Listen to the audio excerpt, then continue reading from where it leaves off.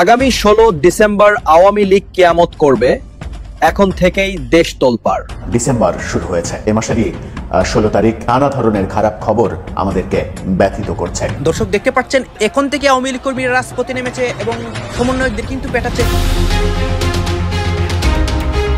এদিকে 16 ডিসেম্বর আওয়ামী লীগ কর্মীরা সারা দেশে কিয়ামত করবে, শেখ হাসিনা প্রকাশ্যে এসে বক্তব্য দিয়েছে। এতদিন পর প্রকাশ্যে এসে সারা দেশের মধ্যেই তুলপাড় পরিস্থিতি করাচ্ছে। এই নিয়ে সার্জিস হাসনাতদের আজ খারাপ অবস্থা হয়েছে। চারিদিকে ফিসফাস গুঞ্জন আওয়ামী লীগের রাজনীতিতে ফেরা নিয়ে। 17 বছরের লৌহ কঠিন শাসনের পর পতন হওয়া দলটি পেয়েছে ফ্যাসিস্টের তকমা। সভাপতি মৃত্যুদণ্ডে দণ্ডিত, প্রধান নেতারা কেউ জেলে নয়তো বিদেশে। কয়েকটি ঝটিকা মিছিল ছাড়া খুঁজে পাওয়া যাচ্ছে না দলটির কর্মীদেরও। আওয়ামী লীগের সঙ্গেই যেন ইউনূস পেরে উঠছে না। নির্বাহী আদেশে দলটিকে নিষিদ্ধ করে যে তিনি মহা ভুল করেছেন, যার খেসারত তাকে যতদিন বেঁচে আছেন ততদিন দিতে হবে। আগামী 13 তারিখ ঢাকায় সকাল সন্ধ্যা লকডাউন এবং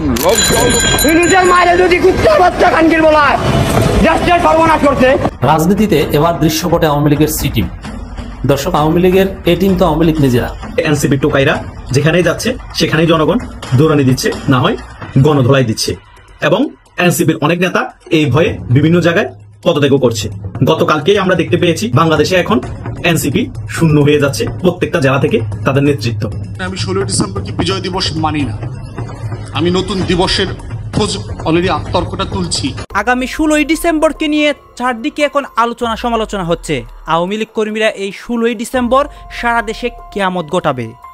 এই নিয়ে শেখ হাসিনা প্রকাশ্যে একটি ভাষণ দেন এতদিন পর, এবং এই ভাষণটি দেওয়ার পর আওয়ামী লীগ কর্মীরা রাজপথে নামতে শুরু করেছে আজকে থেকেই।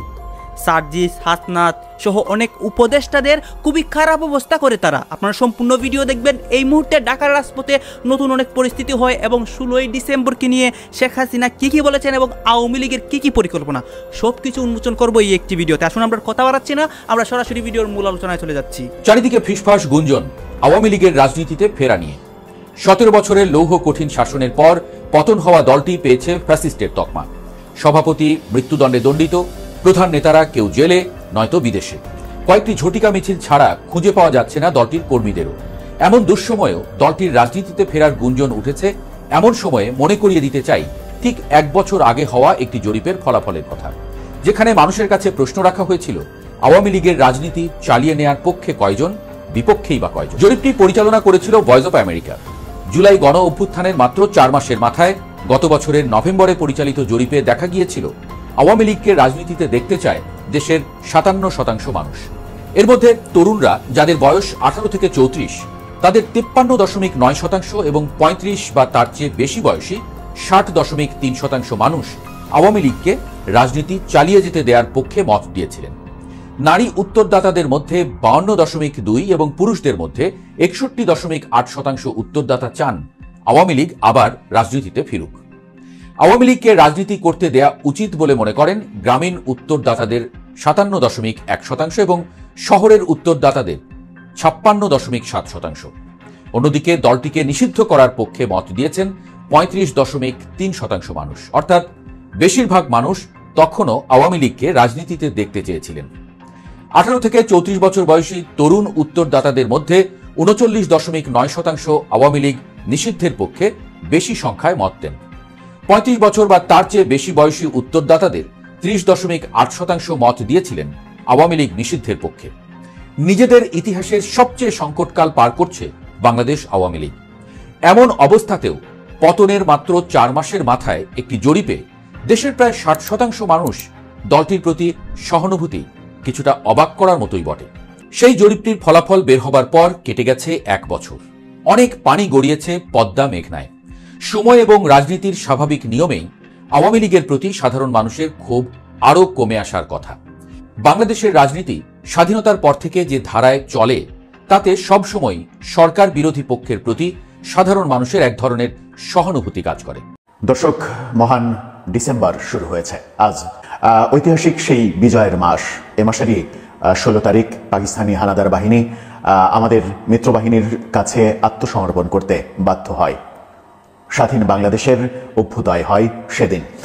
আমরা বিজয়ের পতাকা উড়াতে পারি, 54 বছর আগের ঘটনা। কিন্তু ইতিহাসের ধারাবাহিকতায় সেই মহান অর্জন বোধহয় আস্তে আস্তে ম্লান হয়ে যাচ্ছে। মহান অর্জনের সেই সন্ধিক্ষণে যখন আমরা পৌঁছেছি আবারও 54 বছরের ধারাবাহিকতায়, তখন নানা ধরনের খারাপ খবর আমাদেরকে ব্যথিত করছে। ডিসেম্বর যখন শুরু হচ্ছে, ডিসেম্বর শুরুর প্রথম প্রহরে যদি এদেশে, এই স্বাধীন বাংলাদেশে পাকিস্তান জিন্দাবাদ এই স্লোগান হয়, তাহলে এর চাইতে ন্যাক্কারজনক কিংবা এর চাইতে কষ্টের আর কোনো কিছু ঘটতে পারে না। তেমনটাই ঘটলো এবার বাংলাদেশে। ডিসেম্বর যখন শুরু হচ্ছে, ডিসেম্বর শুরুর প্রথম প্রহরে অর্থাৎ গত রাতে পাকিস্তান জিন্দাবাদ ধ্বনিতে মুখরিত হয়েছে বাংলাদেশের একটা দ্বীপ। সেই দ্বীপের নাম সন্দ্বীপ। সন্দ্বীপে পাকিস্তান জিন্দাবাদ স্লোগান দিয়ে উল্লাস করা হয়েছে এবং হাজার হাজার মানুষের উপস্থিতিতে ওয়াজ মাহফিলের নামে এই পাকিস্তান জিন্দাবাদ স্লোগান দিয়ে মুখরিত করা এই মানুষগুলো কারা? এরা কি বাংলাদেশি নাকি পাকিস্তানি?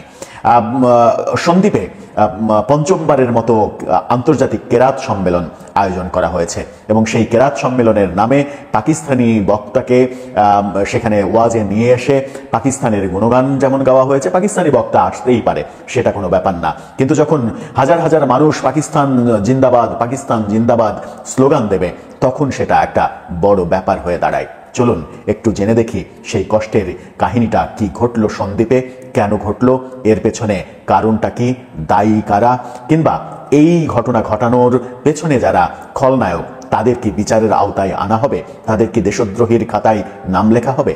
থাকবেন পলিটিক্স টিভির নিয়মিত। দর্শক, বলছিলাম আমাদের একটা দ্বীপ, বিখ্যাত দ্বীপ সন্দ্বীপ। সন্দ্বীপ চট্টগ্রামের একটা মানে সাগরের মাঝে অবস্থিত দ্বীপ। সেই দ্বীপে বহু মানুষ অবস্থান করে। নানা কারণে অবহেলিত একটা সময় ছিল, তারপরে কালের পরিক্রমায় সন্দ্বীপ বেশ ভালো উন্নতি করেছে। কিন্তু সেই দ্বীপ যখন আমাদেরকে এভাবে হতাশ করে, সেই দ্বীপে যখন কেরাত সম্মেলনের আয়োজনের নাম করে পাকিস্তান জিন্দাবাদ স্লোগান দেয়া হয়, তখন আপনার কি বলার থাকে? একটু শুনে আসবেন নাকি স্লোগানটা?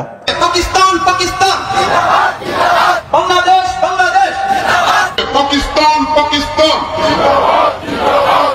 এই যে স্লোগান হচ্ছে পাকিস্তান জিন্দাবাদ, পাকিস্তান জিন্দাবাদ, এই স্লোগান হচ্ছে, সেই স্লোগানটা কিসের আয়োজন ছিল? সাউথ সন্দ্বীপ হাই স্কুল মাঠ, এই মাঠে এই আয়োজনটা হয়েছে। সেখানে যে আয়োজনের যে পোস্টারটা করা হয়েছে, সেই পোস্টারটা দেখে নিন। সেখানে পোস্টারে লেখা আছে, আন্তর্জাতিক কোরআন তেলাওয়াত সংস্থা ইকরার উদ্যোগে ৫ম আন্তর্জাতিক কিরাত সম্মেলন সন্দ্বীপ ২০২৫, ঐতিহাসিক সাউথ সন্দ্বীপ হাই স্কুল মাঠ, ৩০ নভেম্বর ২০২৫, রোজ রবিবার, বাদ জোহর শুরু হয়েছে, গভীর রাত পর্যন্ত চলেছে, অর্থাৎ ১ ডিসেম্বরের প্রথম প্রহর পর্যন্ত চলেছে এবং গত রাতেই সেই মিছিলটা শোনা গেছে। সেখানে পোস্টারে যেটা লেখা সেটা হচ্ছে যে বাংলাদেশ, ইরান, মিশর, পাকিস্তান এবং ফিলিপাইনের প্রতিনিধিরা মানে ওয়াজিরা এখানে ওয়াজ করেছেন। পাকিস্তানের ওয়াজি যখন মঞ্চে আসবেন, তাকে যখন মঞ্চে ডাকা হবে, তখন মঞ্চের উপস্থাপক পাকিস্তান জিন্দাবাদ, পাকিস্তান জিন্দাবাদ সাথে বাংলাদেশ জিন্দাবাদ, বাংলাদেশ জিন্দাবাদ স্লোগান দেয়ার এই ঘটনাটা ঘটলো। যে এনসিপি টোকাইরা যেখানেই যাচ্ছে সেখানেই জনগণ দৌড়ানি দিচ্ছে, না হয় গণধোলাই দিচ্ছে এবং এনসিপির অনেক নেতা এই ভয়ে বিভিন্ন জায়গায় পদত্যাগও করছে। গতকালকেই আমরা দেখতে পেয়েছি সিরাজগঞ্জ থেকে এনসিপির প্রায় ৫০ জন জেলা শীর্ষস্থানীয় নেতা একযোগে পদত্যাগ করেছে। শুধু সিরাজগঞ্জ জেলায় না, বাংলাদেশের প্রত্যেকটা জেলার শীর্ষস্থানীয় এনসিপির সকল নেতা এখন পদত্যাগ করছে। বাংলাদেশে এখন এনসিপি শূন্য হয়ে যাচ্ছে প্রত্যেকটা জেলা থেকে তাদের নেতৃত্ব, এবং কেন্দ্রীয় নেতৃত্ব থেকেও অনেকেই পদত্যাগ করেছে। আমরা অবগত আছি কেন এমন হচ্ছে। আগামীতে তো নির্বাচনের আগে কেন এত পদত্যাগের হিড়িক, এত গণদোলাইয়ের হিড়িক এনসিপির উপর? তার মেইন রিজন হচ্ছে সকলেই বুঝতে পেরেছে যে এনসিপি দলটা মূলত গঠনই হয়েছে টাকা কামানোর জন্য। এটা হচ্ছে শিবিরের একটি প্রক্সি সংগঠন। তাদের টাকা কামানো মোটামুটি এখন শেষ পর্যায়ে। তারা নির্বাচন অংশগ্রহণ করাটা জাস্ট ফর্মালিটি। ওইখানে যে তারা কোনো আসনেই জিতবে না, জামানত বাতিল হবে সকল আসনে, সকল কিছুই তারা ক্লিয়ার হয়ে গিয়েছে। সে কারণেই এনসিপি সকল জেলাভিত্তিক নেতা যারা আছে তারা বুঝতে পেরে তারা এখন পদত্যাগ নিচ্ছে। তারা চিন্তা করছে আমরা কোনো আসনে জয়লাভ করতে পারবো না, টাকাও কামাতে পারছি না, বরং জনগণের রোষানলে পড়ছি, গণধোলাই দেওয়ার জন্য আমাদেরকে খুঁজতেছে। টাকাও কামাতে পারবো না, এমপিও হতে পারবো না, গণধোলাই কেন খাবো? সে কারণে নির্বাচনের আগ মুহূর্তে তারা পদত্যাগ নিয়ে তাদের পিঠ বাঁচাচ্ছে। এইদিকে এনসিপির কেন্দ্রীয় যে সকল নেতারা আছে, মলম Hasnat, service Alam, Petla Nahid, Darwin acid, এরা কান্নাকাটি শুরু করে দিয়েছে। এরা কতক্ষণ বিএনপির পক্ষে কথা বলে, এখন কতক্ষণ জামাতের পক্ষে কথা বলে, কতক্ষণ বিরুদ্ধে কথা বলে, কতক্ষণ আওয়ামী লীগের বিরুদ্ধে কথা বলে, মানে স্টেবল হতে পারছে না যে কোন কথাগুলো বললে আমাদের বেনিফিট হবে। তারা এমন একটা হযবরল পরিস্থিতি তৈরি করে ফেলেছে। এখন কান্নাকাটি করেও লাভ হচ্ছে না, একেবারে রাজনীতিও ছেড়ে দিতে পারছে না, এবং যে পরিস্থিতিতে এখন আছে তারা বাংলাদেশে পালিয়েও যেতে পারছে না। তারা আরো কিছুদিন ওয়েট করতে চাচ্ছে যে পরিস্থিতি কোন দিকে যায়। তারা যদি দেখে পরিস্থিতি একেবারে তাদের অনুকূলে নাই, বেগতিক অবস্থায় আছে, তারা রাজনীতি ছেড়ে দিয়ে তল্পিতল্পা নিয়ে বিদেশ পালিয়ে যাবে। সে কারণেই নাহিদ ইসলাম কিছুদিন আগেই ক্লিয়ার করে দিয়েছে যে 10 বছরের ভিতরে যদি এনসিপি ক্ষমতায় আসতে না পারে আমরা রাজনীতি ছেড়ে দিব। এটা কেন বলেছে তারা ভালো করেই জানে, 10 বছর না 10,000 বছর এনসিপি বাংলাদেশে ক্ষমতায় আসতে পারবে না। আমাদের কাজ ছিল দলটা করে টাকা কামানোর, টাকা কামিয়ে নিয়েছি, এখন ডাইরেক্ট রাজনীতি ছেড়ে দেওয়া যাবে, একটা ইস্যু তৈরি করতে হবে। এই জন্য বক্তব্যটা দিয়ে রাখি, যখন আমরা 10 বছর হয়ে যাবে ক্ষমতায় আসবে না এনসিপি, তখন বলবো যে এনসিপি ক্ষমতায় আসতে দেয়নি বা আমরা আনতে পারিনি এনসিপি কে ক্ষমতায়, সে কারণে আমরা সকলে রাজনীতি ছেড়ে দিয়েছি, বিদেশ চলে এসেছি। এটাই হচ্ছে বাস্তবতা। কারণ আমি এমনি বলি না এই এনসিপি হচ্ছে টোকাইয়ের সংগঠন, কারণ এরা ঢাকা ভার্সিটির স্টুডেন্ট বলে, কিন্তু তাদের ভাষা ব্যবহার দেখে মনে হয় তারা ঢাকা ভার্সিটির স্টুডেন্ট। তাদের কথাবার্তার মধ্যে টোকাইয়ের একটা ভাব পাওয়া যায়। তারা এত টাকা কখনো একসাথে দেখে নাই, এখন হঠাৎ করে ক্ষমতা পেয়ে গিয়েছে, টাকাও পেয়ে গিয়েছে, তারা লোভ সামলাতে পারেনি, সে কারণে 2 হাত ভরে তারা টাকা কামাচ্ছে, 2 হাত ভরে ক্ষমতা অপব্যবহার করছে। এটা ক্ষণিকের জন্য, তাদের এইম ইন লাইফই হচ্ছে বিদেশ চলে যাওয়া। তারা ঠিকই তার পরিবার পরিজন নিয়ে সুযোগ ও সময় মতোই সকলেই বিদেশ চলে যাবে। এই এনসিপি দলটা একেবারে ভ্যানিশ হয়ে যাবে। বাংলাদেশে যে কোনো এনসিপি নামে দল হয়েছে সেটাও মানুষ মনে রাখবে না। এটাই হচ্ছে বাস্তবতা। কেউ মানেন আর না মানেন, হয়তোবা ডক্টর ইউনূস যতদিন আছে ততদিন তারা আরো কিছু টাকা কামাতে পারবে, আরো কিছু গালগপ্প মারতে পারবে, আরো কিছু গালবাজি করতে পারবে। নির্বাচন হবে, নির্বাচন দেওয়ার পর যে কোনো রাজনৈতিক একটা দল ক্ষমতায় আসবে, তারপরে তাদের রাজনৈতিক দলেরও কবর রচনা হয়ে যাবে এবং তাদের রাজনীতিরও কবর রচনা হয়ে যাবে। বাংলাদেশের কোন জায়গায় এই সার্ভিস আলম, মলম হাসনাত, টোকাই নাহিদ বলেন, পেটলা নাহিদ বলেন, ডারবিন নাসির বলেন, ডিম আক্তার বলেন, কোথাও রাজনীতি করে শান্তি পাবে না। যদি বিএনপিও ক্ষমতায় আসে দূরের উপর রাখবে, মায়ের উপর রাখবে, বাধ্য হয়ে তারা বাংলাদেশ ছাড়তে হবে। আর আওয়ামী লীগ ক্ষমতায় যদি আসে, তারা কবরেও যদি খুঁড়ে লুকিয়ে থাকে, ওখান থেকে বাইর করে এনে হলো গাছের মধ্যে ঝুলিয়ে দিবে এদেরকে। এইরকম পরিস্থিতি হবে। মানে বাংলাদেশে যে কোনো রাজনৈতিক একটা দল ক্ষমতায় আসলেই তাদের কারো পিঠের চামড়া রাখবে না। তারা যতই ভালো সাজার চেষ্টা করুক, যতই এখন বিএনপির সাথে পিরিত দেখানোর চেষ্টা করুক, যতই আওয়ামী লীগের সাথে পিরিত দেখাক, যতই আওয়ামী লীগ এখন ভালো বলুক, কোনো লাভ নাই। যা বেয়াদবি করার তাই 15-16 মাসে করে ফেলেছে। জাস্ট নির্বাচনটা হওয়া বাকি, বিএনপি ক্ষমতায় আসা বাকি, বা আওয়ামী লীগ ক্ষমতায় আসা বাকি, বা অন্যান্য রাজনৈতিক দল ক্ষমতায় আসা বাকি। এদেরকে মায়ের উপর রাখবে। কারণ বাংলাদেশে এমন কোন রাজনৈতিক দল নাই জামাত ছাড়া তারা এন্ট্রি করে নাই। শেষ পর্যন্ত সবাই যখন বলা শুরু করে দিয়েছে জামাতের বি টিম, সে কারণে 15-16 মাস পরে এখন জামাতের কিছু সমালোচনা করতেছে, যাতে জনগণ বুঝতে না পারে যে আমরা জামাতের বি টিম। আরে ভাই, জনগণ এখন চোদু না, জনগণ যা বুঝার আগে বুঝে গিয়েছে। তোমরা জামাতের প্রক্সি ছাত্র সংগঠন, জাস্ট নাম এনসিপি রাজনৈতিক দল গঠন করছো টাকা কামানোর জন্য। এটাও একটা জামাতের একটা ফান্ডিং সিস্টেম। কারণ জামাত যদি এভাবে করে তোমাদের মতো চাঁদাবাজি, কমিশন বাণিজ্য করে, জামাতের নাম আরো খারাপ হবে। সে কারণে জামাত পিউ থাকতেছে তোমাদেরকে দিয়ে টাকা কামিয়ে নিচ্ছে, ফান্ডিং করিয়ে নিচ্ছে। টিউলিপ সিদ্দিক লন্ডনের হ্যামস্টেড ও হাইগেটের এমপি, এক সময় ছিলেন ব্রিটিশ সরকারের দুর্নীতি দমন বিষয়ক মন্ত্রী। তাকে দুর্নীতিতে দোষী সাব্যস্ত করে রায় দিয়েছে ঢাকার আদালত। এমন ঘটনা ব্রিটিশ পার্লামেন্টের ইতিহাসে যেমন বিরল, তেমনি বাংলাদেশের বিচারিক ইতিহাসেও প্রথম। এই রায়টি এমন এক আন্তর্জাতিক রাজনৈতিক ও আইনি ককটেল যা বাংলাদেশের বিচারিক প্রক্রিয়াকে সরাসরি ওয়েস্টমিনিস্টার প্যালেস বা ব্রিটিশ পার্লামেন্টের দরজায় নিয়ে ফেলেছে। আর রায়ের পর বেশ কিছু প্রশ্ন ঘুরপাক খাচ্ছে গণমাধ্যমের খবরে আর সামাজিক মাধ্যমের আলোচনায়। প্রথম প্রশ্নটি হলো, এই রায়ের কারণে কি টিউলিপের ব্রিটিশ এমপি পদ আদৌ ঝুঁকিতে পড়বে? দ্বিতীয় প্রশ্ন হলো, যেসব অভিযোগে টিউলিপ সিদ্দিক একে ক্যাঙ্গারু কোর্টের রায় বলে প্রতিক্রিয়া দিয়েছেন সেগুলো কতটুকু যুক্তিযুক্ত? তৃতীয় প্রশ্নটি হলো, যথেষ্ট তথ্য প্রমাণ আদালতে হাজির না করা সত্ত্বেও, এমনকি বাংলাদেশের এভিডেন্স অ্যাক্ট না মেনে কেন টিউলিপ সিদ্দিককে এই মামলায় জড়াতে হলো? বিশেষ করে টিউলিপ সিদ্দিক নিজে প্লট নেননি, শুধু কথিত প্রভাব খাটানোর জন্য তিনি দোষী সাব্যস্ত হয়েছেন, কিন্তু সেই প্রভাব আবার খাটিয়েছেন ডিজিটাল মাধ্যমে। কিন্তু আদালতে হাজির করা হয়নি কোনো ডিজিটাল প্রমাণ, যেটি বাংলাদেশের এভিডেন্স অ্যাক্টের লঙ্ঘন। সবশেষ প্রশ্নটি তুলেছে ব্রিটিশ দৈনিক দ্য গার্ডিয়ান। তাদের আশঙ্কা, এই রায়ের প্রভাব ব্রিটেন ও বাংলাদেশের কূটনৈতিক সম্পর্কে নেতিবাচক প্রভাব পড়তে পারে। দ্য গার্ডিয়ানের এই আশঙ্কার বাস্তবতা কতটুকু? এই 4টি জটিল প্রশ্নের আইনি, রাজনৈতিক ও কূটনৈতিক উত্তর খুঁজতে চলুন যাওয়া যাক। পূর্বাঞ্চল নতুন শহর প্রকল্পে রাজধানী উন্নয়ন কর্তৃপক্ষ বা রাজুকের প্লট বরাদ্দে দুর্নীতির মামলায় ব্রিটিশ এমপি টিউলিপ সিদ্দিককে 2 বছরের কারাদণ্ডের রায় হয় 1 ডিসেম্বর। কারাদণ্ডের পাশাপাশি টিউলিপ সিদ্দিককে 1 লাখ টাকা জরিমানা, অনাদায়ে 6 মাসের বিনাশ্রম কারাদণ্ড দেওয়া হয়েছে।